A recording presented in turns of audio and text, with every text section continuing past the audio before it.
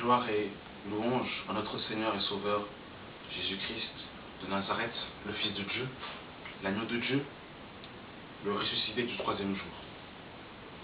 La communion fraternelle. Vraiment chrétien, il faut vraiment que nous puissions revenir au modèle biblique et que nous ne nous séduisons pas nous-mêmes par des raisonnements complètement charnels et des raisonnements complètement philosophiques. La communion fraternelle. J'aimerais vraiment parler de ce sujet parce que c'est un problème récurrent aujourd'hui chez les chrétiens où le chrétien en fait a une communion fraternelle, mais une communion qui n'est pas une réelle communion fraternelle, c'est-à-dire une communion, je dirais, charnelle, amicale, qui ne se fait pas selon le Seigneur, ou soit le chrétien va s'isoler, va rester chez lui à la maison, va rester isolé, retiré de tous les chrétiens et être seul. Et j'aimerais vraiment casser ce raisonnement charnel avec l'épée de la parole de Dieu. Si vous me permettez toutefois un peu de folie, et je sais que vous me permettez, voilà pourquoi ce que je vais pouvoir, par la permission de Dieu, par la grâce de Dieu, pouvoir parler de ce sujet, la communion fraternelle. Frères et sœurs, il faut que nous comprenions une chose. Lorsque Jésus-Christ de Nazareth est mort à la croix, il a fait de nous en fait des partisans du royaume des cieux. Et Christ est la tête du corps de Christ. Et nous sommes son corps. Et nous travaillons ensemble, mutuellement. L'œil ne peut pas dire je n'ai pas besoin du pied. Le pied ne peut pas dire je n'ai pas besoin de la main. Nous avons tous besoin des uns et des autres. Le problème, c'est que beaucoup de chrétiens ont perdu cette vision. Beaucoup de chrétiens ont perdu cette façon de voir les choses. Et beaucoup de chrétiens veulent marcher par leur propre initiative. Ils veulent être des vents et ils veulent vivre tout seuls leur vie chrétienne. Et ça, c'est une pensée charnelle. Je ne veux blesser personne, mais si cette chose peut pour Dieu une tristesse en vous, pour que cette tristesse vous pousse à la repentance, alors je ne m'en repentirai pas. Il faut que nous comprenions, frères et sœurs, ces choses. Mon frère, ma soeur, Jésus n'est pas mort à la croix, laisse-moi te le dire, les yeux dans les yeux. Jésus n'est pas mort à la croix pour que tu restes dans ta cabane. Jésus n'est pas mort à la croix pour que tu regardes exclusivement des vidéos sur YouTube. Nous allons prendre des versets pour voir ces choses. Il y a une chose qu'il faut que nous comprenions, c'est que la relation personnelle avec Dieu est très importante et capitale. Si un chrétien a de la communion fraternelle, mais n'a pas de communion personnelle avec Dieu, eh bien, ça ne sert à rien. Il faut, au préalable, avoir une relation personnelle avec Dieu à la maison, prier le Seigneur, jeûne, prière, méditer sa parole à la maison, parler au Seigneur, c'est très important. Mais on a besoin des autres. On a besoin des autres. On a besoin des frères et des sœurs. On a besoin des frères et des sœurs. Je vais prendre un passage, frère, dans Jean chapitre 13, à partir du verset 34. Je vous donne un commandement nouveau. Aimez-vous les uns les autres comme je vous ai aimé. Vous aussi, aimez-vous les uns les autres. À ceci, tous connaîtront que vous êtes mes disciples, si vous avez de l'amour les uns pour les autres.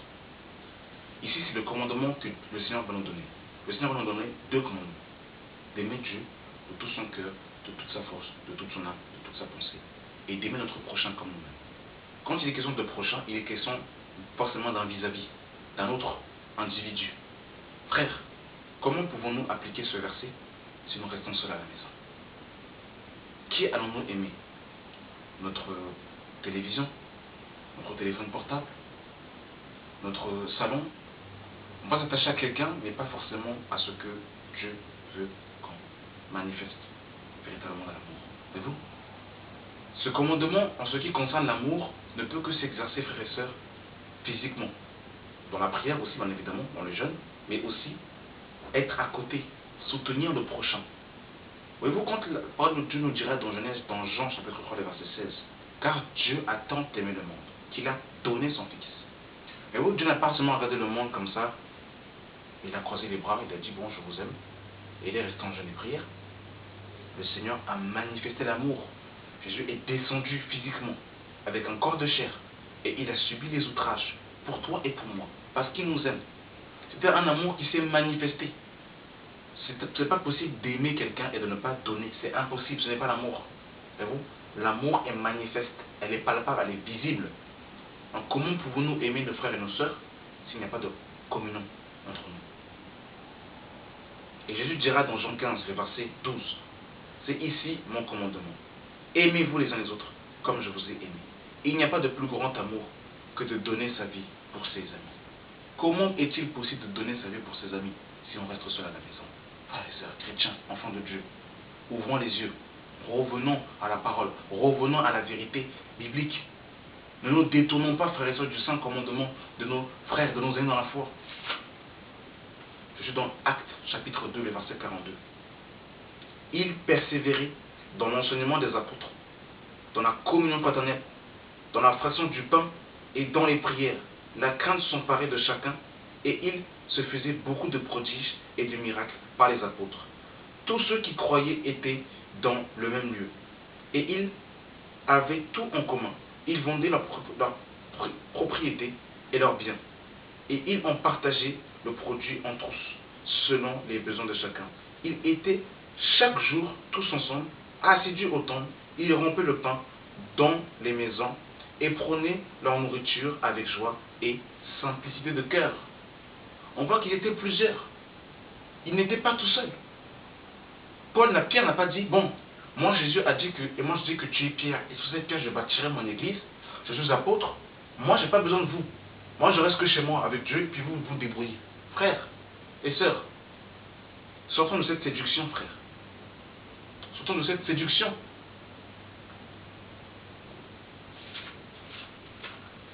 Vraiment. Vraiment, sortons de cette séduction. Voilà ce que la parole de Dieu nous dira dans... Elle dira dans 1 Corinthiens chapitre 14, à partir du verset 26. Que faire donc, frères, lorsque vous vous assemblez, les uns ou les autres parmi vous ont-ils un cantique, une instruction, une révélation, une langue, une interprétation, que tout se fasse dans l'édification. Voyez-vous, frères et sœurs, on se rassemble pour s'édifier mutuellement les uns les autres. C'est-à-dire que moi, le don que Dieu m'a donné, la grâce que Dieu m'a donnée, n'est pas pour moi, mais elle est pour les bien-aimés, pour les frères et les sœurs, pour l'édification du corps. À quoi me sert-il, frères et sœurs, d'avoir un don de l'esprit si je ne peux pas l'exercer dans le corps de Christ? À moi d'être un marabout, d'être un sorcier, de prendre mon balai et de vouloir essayer peut-être de voler la nuit, peut-être de vouloir ressembler à Harry Potter, mais c'est pas possible d'avoir un don de l'esprit seul à la maison. Il va me servir à quoi, frères et sœurs? Le don s'exerce pour l'édification du corps de Christ et non pour mon bien personnel. Voilà pourquoi beaucoup de chrétiens des fois demandent des dons. Ce n'est pas que le Seigneur ne peut pas te donner. Le Seigneur dit, mais tu vas exercer ce don à qui? Si tu n'aimes pas ton frère, si tu n'aimes pas ta soeur, si tu n'aimes pas la communion fraternelle, pourquoi voudrais-tu un don des miracles? Voilà pourquoi voudrais-tu un don d'interprétation des langues si tu n'aimes pas les rassemblements des chrétiens? Voyez-vous, ne tombons pas dans la séduction, frères et sœurs. Véritablement, ne tombons pas dans la séduction. Ne tombons pas dans la séduction. Véritablement. Galates chapitre 6, à partir du verset 1. Frères, si quelqu'un vient à être surpris en quelque faute, vous qui êtes spirituels, redressez-le avec un esprit de douceur. Prends garde à toi-même de peur que tu ne sois aussi tenté. Portez les fardeaux les uns les autres et vous accomplirez ainsi la loi de Christ. Portez les fardeaux les uns les autres. Comment porter le fardeau de mon frère si je ne suis pas à côté de lui, si je ne connais pas ses problèmes, si je ne connais pas ses souffrances, si je ne sais pas par quoi il traverse? Comment est-ce que mes prières pourront-elles être orientées vers la faveur des saints? Comment, chrétien? Il est vrai qu'on a pu être blessé dans certaines assemblées. On a pu être dépouillé, abusé, escroqué. Mais il y a le faux, mais aussi les vrais. On n'est pas seul. Élie pensait aussi être seul. Et le Seigneur lui a dit, je me suis réservé des hommes qui n'ont pas fléchi les genoux devant Baal. Tous ne sont pas de livrés. Il reste du blé. Il y a très peu, c'est vrai, mais il reste du blé. Voyez-vous, frères et sœurs, véritablement, il faut vraiment que nous puissions comprendre ces choses. Véritablement. Véritablement, ne restons pas seuls. C'est pas bon. On a besoin des frères et des sœurs. On a besoin de la communion fraternelle. C'est très important, frère. Ne restons pas isolés. Regardez ce que la parole de Dieu va nous dire. C'est dans Colossiens chapitre 3, à partir du verset 16, que la parole de Dieu habite parmi vous abondamment. Instruisez-vous et exhortez-vous les uns les autres en toute sagesse, par des psaumes, par des hymnes, par des cantiques spirituels, chantant à Dieu dans vos cœurs, sous l'inspiration de la grâce. Et quoi que vous fassiez en parole ou en œuvre, faites tout au nom du Seigneur Jésus, en rendant par lui des actions de grâce à Dieu le Père. Voyez-vous, tout ça, on voit que c'est plusieurs personnes qui se rassemblent pour faire ces choses. C'est un entretien mutuel, une communion mutuelle. Mais si je suis seul chez moi à la maison, comment pourrais-je exercer ces choses? Comment pourrais-je exercer les dons de l'esprit, frères et sœurs? C'est pas possible. C'est pas possible, frère. C'est impossible. Ne tombons pas dans la séduction, véritablement. Et la parole de Dieu nous dira encore: ô Seigneur Dieu, sauve-nous. Sauve-nous, Seigneur. La parole de Dieu va nous dire dans Éphésiens chapitre 4, à partir du verset 11, il a donné les uns comme apôtres, les autres comme prophètes, les autres comme évangélistes, les autres comme pasteurs et docteurs pour le perfectionnement des saints en vue de l'œuvre du ministère et de l'édification du corps de Christ, jusqu'à ce que nous soyons tous parvenus à l'unité de la foi et à la connaissance du Fils de Dieu, à l'état d'homme fait et à la mesure de la stature parfaite de Christ, afin que nous ne soyons plus des enfants flottants et emportés à tout vent de doctrine par la tromperie des hommes, par la ruse, par le moyen de la séduction, mais que professant la vérité dans la charité, nous croissons à tout égard à celui que le chef, Christ. Voyez-vous, Dieu a mis dans sa maison les 5 ministères d'autorité pour que nous puissions arriver à la connaissance du Fils de Dieu, à la stature parfaite de Christ et à la connaissance du Fils de Dieu.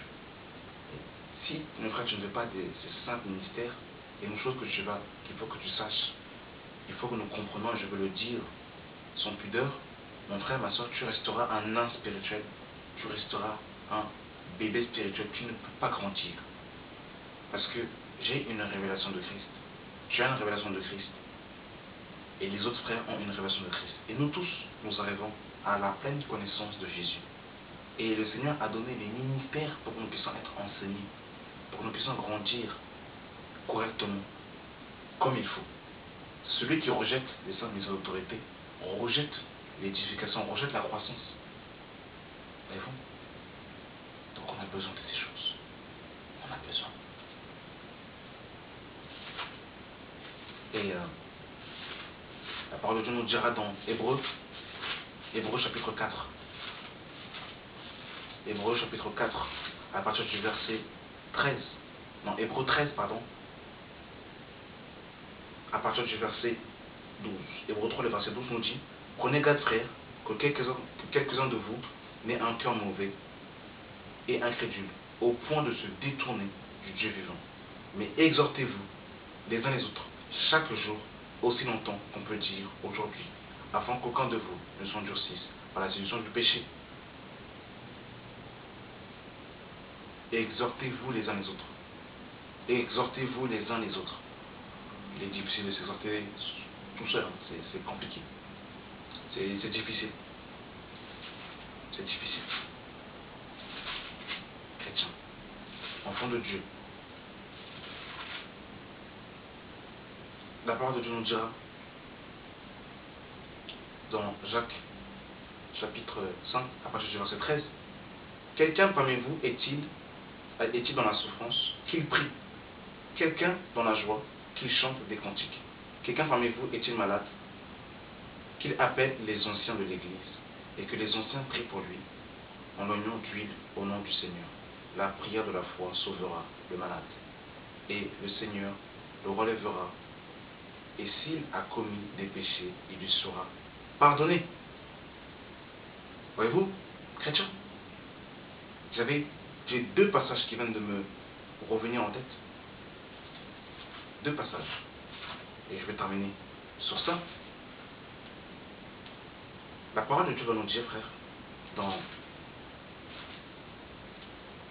dans Éphésiens chapitre 4, à partir du verset 31, que toute amertume, toute animosité, toute colère, toute clameur, toute calomnie et toute espèce de méchanceté disparaissent au milieu de vous. Soyez bons les uns envers les autres, compatissants, vous pardonnant réciproquement comme Dieu vous a pardonné en Christ.